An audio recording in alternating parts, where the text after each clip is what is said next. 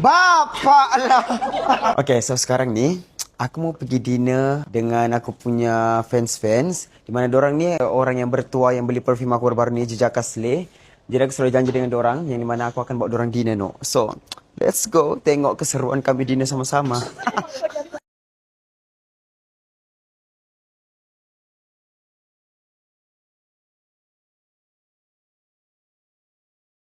Semua tinggal jauh-jauh kan dekat-dekat sini je.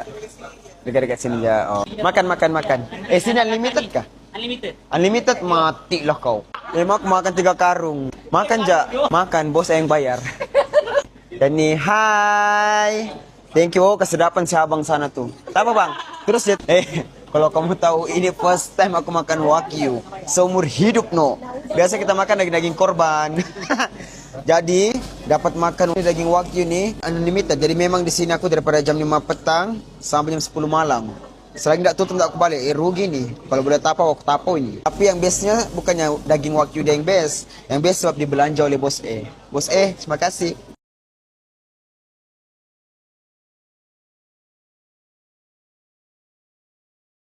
Okey, sekarang ni aku mau cabar kamu.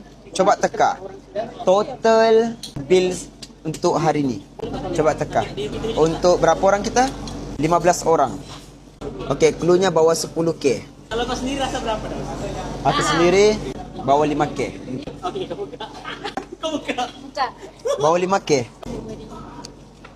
1, 2, 3. Bapak Allah. Hah? Wey. Serius lah ini. Iya, bos dibayar berapa? Okey, totalnya 5.351. Daus, 2 tahun lepas pernah kau terpikir kau akan jadi macam sekarang? Tak pernah. Aku selalu terfikir yang aku akan berada di Sabah, ajak terus terperap di sana. Tak, benar-benar tak berkembang, tak ke mana-mana gitulah. Tapi tak fikir sampai sekarang. Syukur Alhamdulillah. Ada beberapa lah perkara-perkara macam banyak benda yang aku mahu sebelum ni. Sekarang pelan-pelan lah benda tu dapat aku capai gitu. Syukur Alhamdulillah.